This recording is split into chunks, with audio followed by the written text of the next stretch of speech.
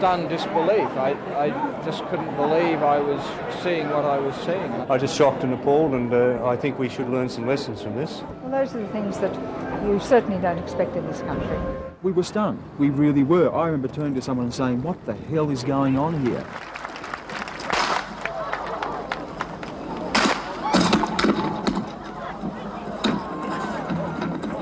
It was the moment we thought would never happen in the lucky country.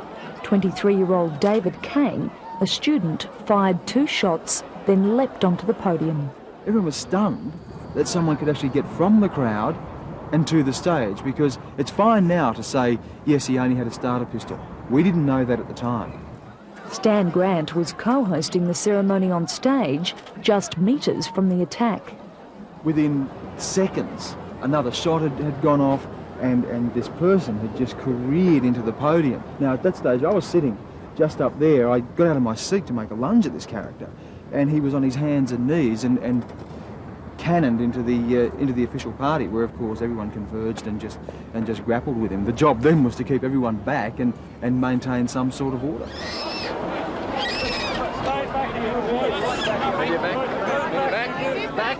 Were they panicking, the crowd? They were very confused, and I think they were very afraid, and certainly people were coming toward the stage. Now, I was here with some security people and just saying to people, look, everything's okay, they've got hold of him, no one's been shot, just get back. Prince Charles was steered away. He looked concerned, but calm, then returned for his Australia Day speech. Here have I been standing waiting for what I thought was the young schoolboy and schoolgirl of the year to come and receive a prize. What staggered me was how quickly the Prince of Wales recovered and completely unaffected went on with what New South Wales Minister Peter Collins was one of hundreds of VIPs that saw the whole thing. Politicians used to the firing line were no less shocked. In this country, no. In this country, it's not the Australian way. You see somebody run, 50 or 60 yards, and nobody lay a hand on him. I think in the end, there's a Premier's security people and the Premier himself that sort of held him down. Australia Day, traditionally a day of great celebration and remembrance. Instead, 1994 will be remembered as the time Prince Charles's life was threatened. A horrifying thought to most Australians. I just think it's terrible. Our future monarch, and he is still our future monarch, can come to Australia and still have his life threatened. I just think it's a terrible representation on Australia. What do you think this may have done to Charles's popularity in Australia? Probably increased it more than anything, probably. Why? Probably people will feel sorry for him. Do you? Yeah, for that to happen to him, yeah. Yeah, it would have been a big shock. The Prince's speech just now was so full of humour, and I think he won more people. Kamal had just accepted an Order of Australia for services to music. Do you think it may have added to his popularity? Yeah, he could have been almost staged that way. The international media weren't so amused. The man sprang from the crowd and began firing a gun less than 10 feet away. The palace rejected the implied criticism tonight, saying security was entirely a matter for the police. Lucky for Charles, the gun had blanks instead of bullets. In Britain, Scotland Yard was searching for blame. Now, if you listen, that's the first shot. That's the second shot.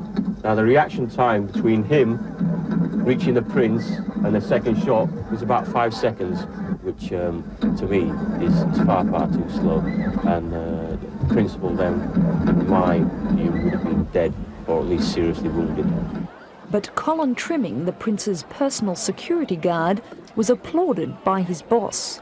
First sight of the incident, my officer was the first to the side of His Royal Highness and responded exactly as I would have expected him to, and responded as he's been trained. The royal family understand their prime targets. Princess Anne this morning.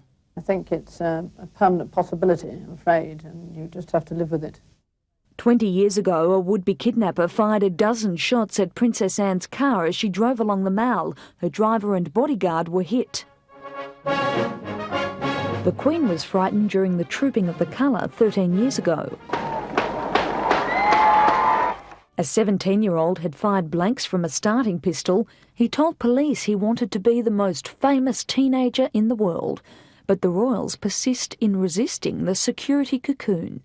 Eggs were thrown at the Queen in New Zealand and a wet shirt a few years ago. And even the most popular royal, Princess Diana, has had a few scares. This man said he wanted to hug her. In 1988, the Duchess of York was threatened in New York by an Irish Republican sympathiser armed with a flagpole, but he could have been a terrorist with a gun. As long as the royals insist on mingling with the people, security can never be watertight, but that's a risk Charles seems prepared to take. Crocodile Dundee has a rival tonight when it comes to cool under fire. Watch again now as Charles hears the first shot. Not even a raised eyebrow. Maybe after all these years as a target of the British tabloids, Charles honestly believes that by now he's bulletproof.